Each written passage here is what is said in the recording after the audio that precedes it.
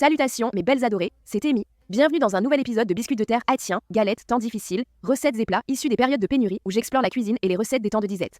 Aujourd'hui, je vais explorer une recette qui vient d'Haïti.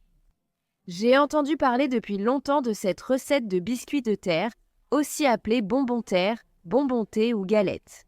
Et ces biscuits étaient là présentés comme un moyen de remplir les ventres à moindre coût. Chaque petit biscuit coûtait environ 5 centimes. Des femmes les préparaient et vendaient, des enfants les mangeaient. Donc, Haïti est un pays très pauvre et est devenu de plus en plus dépendant des importations internationales. Et avec la hausse des prix des denrées alimentaires, beaucoup de gens ne peuvent pas acheter de nourriture. Ces galettes de boue étaient présentées comme un moyen de lutter contre la faim et de gagner un peu d'argent. Dans mes recherches, j'ai trouvé une vidéo du Programme alimentaire mondial sur YouTube qui explique le contexte des galettes de boue. Je mettrai le lien ci-dessous. En réalité, il y a une histoire plus longue de consommation de ces galettes, et ce n'est pas seulement pour faire face à la faim. Donc, ces galettes étaient souvent consommées pendant la grossesse par les femmes enceintes comme source de nutrition et de minéraux. Et en fait, il est assez courant que les femmes enceintes aient certaines envies ou fringales qu'elles n'auraient pas normalement si elles n'étaient pas enceintes. On pense que le fœtus indique à la mère de quels nutriments et minéraux il a besoin. L'argile et la terre contiennent des minéraux naturels. Les femmes enceintes se sentent souvent rassasiées en consommant un peu d'argile ou de terre, reçoivent ces minéraux et trouvent ce goût plutôt délicieux. La consommation de terre, poussière ou argile, appelée géophagie, existe depuis des millénaires dans l'histoire. Donc, j'ai entendu parler de cette recette de galettes de terre haïtienne depuis longtemps, mais je n'avais pas de source d'argile. Mais grâce à la gentille Rachel, qui m'a envoyé un lien vers la terre blanche de Géorgie de grand-mère, j'ai pu acheter ce sac de terre. Cette terre, plus précisément, est de l'argile kaoline. Elle est utilisée dans beaucoup de choses différentes, pas seulement la poterie, y compris des médicaments comme le kaopectate. Depuis 2003, le kaopectate ne contient plus de kaoline, mais il en avait auparavant, comme le Mahalox, les Rolaids et d'autres traitements antidiarrhéiques. On pense que l'argile absorbe les impuretés et peut aussi traiter les intoxications alimentaires. L'argile kaoline sert aussi au masque visage et se trouve souvent dans le dentifrice. Cela peut sembler étrange, mais c'est en réalité plus courant qu'on ne le pense. La consommation de terre, boue et argile existe mondialement, y compris en Afrique. On pense donc que les personnes réduites en esclavage ont apporté cette pratique d'Afrique aux États-Unis. Et même aujourd'hui, on peut aller dans des marchés aux puces, des marchés ou en ligne, et acheter de l'argile dans le but précis de la manger. Après ce rappel historique, préparons ces biscuits. Et le voici. Et si je le gratte avec mon ongle? C'est assez doux, un peu comme du talc, c'est très très fin. Comme de la poudre de talc. Je crois que sur l'échelle de dureté, le talc était considéré comme le plus doux. Ça n'a aucune odeur. Donc, sur le site de grand-mère, ils disent que tu peux stériliser ça, soit en le faisant cuire au four à 350 degrés pendant environ 1 heure, soit simplement en le mettant au micro-ondes pendant quelques minutes. Donc, il est indiqué de le placer dans un sac en papier brun, ce que je vais faire.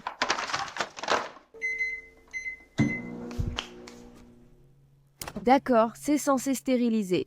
Voici mon argile, sortie du micro-ondes avec instruction de ne pas la brûler. Petit avertissement, je vais maintenant écraser les morceaux d'argile avec un marteau. Waouh, c'est dur. Un micro-ondes chauffe l'eau présente dans les aliments que vous réchauffez. Donc, la petite quantité d'eau qui se trouvait dans cette argile, ce qui la rendait assez molle et facile à rayer, a été chauffée et a ainsi stérilisé notre argile. Mais cela durcit aussi beaucoup l'argile. Pour celles et ceux qui le mangent tel quel, cela influence sûrement l'expérience, surtout la texture en bouche. Donc, c'est beaucoup plus dur qu'avant. Je le remarque quand je casse cela avec mon marteau. Et la raison pour laquelle je fais cela, c'est pour rendre la tâche beaucoup plus facile lorsque j'ajouterai l'eau. Je veux que ces morceaux d'argile se dissolvent. Maintenant, nous allons ajouter notre eau. Oh, tu as entendu ce grésillement? L'argile était chaude. C'est assez incroyable. Oh là là, regarde ça. Ça se transforme instantanément en argile. Incroyable. Oh, ça sent vraiment bon. Ça sent un peu, je crois que le mot est pétrichor, un de mes mots préférés. Ça sent le ciment mouillé, comme quand il commence à pleuvoir, cette odeur qui rappelle l'enfance et les balades ou à vélo. C'est ce à quoi ça sent plutôt bon. Puisque l'argile est chaude, écoute.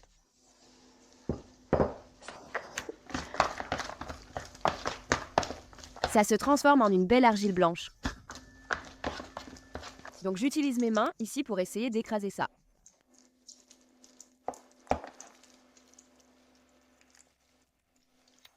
Je trouve intéressant que cette recette ait été présentée comme une mesure très désespérée par la plupart des médias grand public, ce qui se comprend.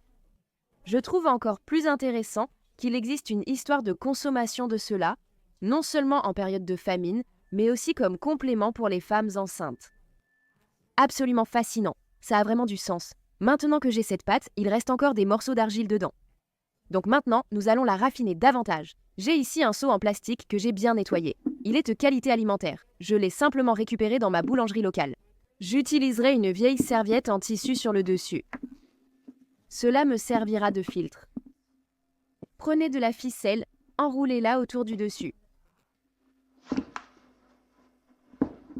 Et pour que ce soit encore plus serré, je vais utiliser un bâton et faire un peu levier pour l'enrouler. Maintenant, je veux que ce soit vraiment serré parce que ça va être le filtre dans lequel je vais traiter mon argile. Prenez-en des poignées et frottez-les simplement. L'idée, c'est que les morceaux resteront au-dessus et que l'argile bien lisse passera à travers le tissu quand vous appuierez. Il y a aussi d'autres ingrédients dans ces biscuits. Il y a aussi du sel et de la margarine que j'ajouterai dans les prochaines étapes. Dans les vidéos, j'ai vu que le type d'argile semblait un peu différent.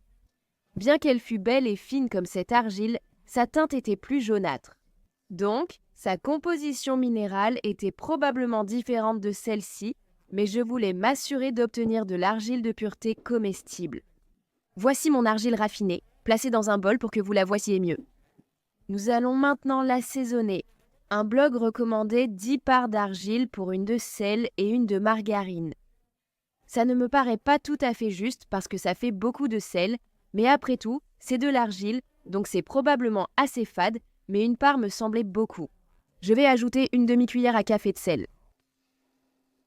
Et 2 cuillères à café de margarine fondue. Mélangez le tout.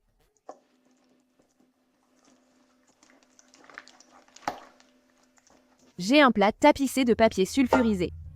Traditionnellement, on les étalerait sur un tissu, comme un drap, et on les laisserait sécher au soleil. Mais je vais accélérer les choses et le faire dans mon four. Très bien, allons-y et façonnons nos biscuits. Déposez une cuillerée, puis étalez-la simplement en cercle. Donc, une grosse cuillerée à soupe bien remplie.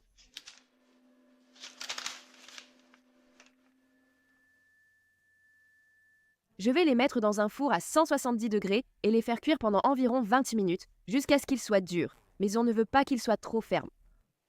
D'accord, à tout de suite. Très bien, je suis de retour avec mes biscuits en argile ou en terre.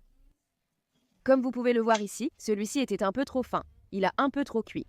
Donc, ce que j'ai constaté, c'est qu'à 350 degrés, pour l'épaisseur d'argile que j'ai utilisée, c'était un peu trop chaud.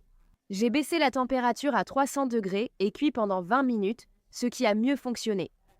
Il restait quelques fissures, mais ce n'était pas si grave. Donc, j'ai fait attention à ne pas trop les cuire. Dans la vidéo de la British Broadcasting Corporation où le journaliste les a goûtés, il a dit qu'ils avaient la texture du chocolat. Ferme et croquant, mais moins dur que de mordre une pierre. Voici l'aspect dessous. Laissez-moi le casser pour vous. Voilà à quoi ça ressemble ici. Ça n'a absolument aucune odeur, alors allons-y et goûtons-le. C'est parti. Itadakimasu.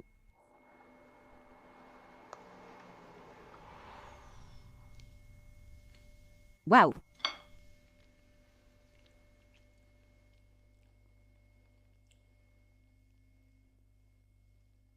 C'est une réaction incroyable.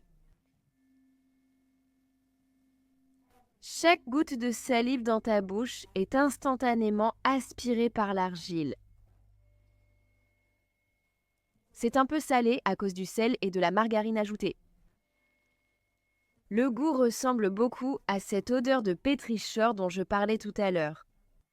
La sensation en bouche est très intéressante parce que toute l'humidité de votre bouche est absorbée par l'argile qui se transforme en une sorte de texture boueuse dans votre bouche. C'est un peu granuleux, mais la texture est beaucoup plus fine qu'on pourrait l'imaginer. Ce n'est pas sableux, juste un peu granuleux. Et je pense que cela a à voir avec ce processus de raffinage où l'on pousse l'argile à travers le tissu.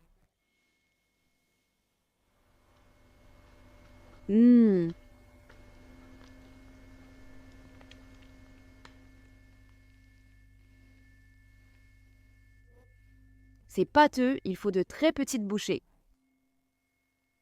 Parce que ça absorbe toute cette eau. Voilà, les biscuits de terre haïtiens, ou bonbons thé, ou galettes.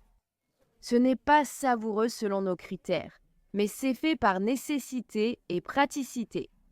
Quand il y a peu à manger, ça aide à tenir. Quand vous avez envie d'un complément nutritionnel, ça vous aidera à tenir le coup. Merci à tous pour la recette et à Rachel pour le lien vers la terre blanche de grand-mère. Aussi pensez à faire un don au projet Fin. Je mettrai un lien ci-dessous. Merci de partager cette vidéo avec vos amis et de me suivre sur les réseaux sociaux. Aimez cette vidéo, abonnez-vous et on se retrouve dans la prochaine. Salut, prenez soin de vous, au revoir.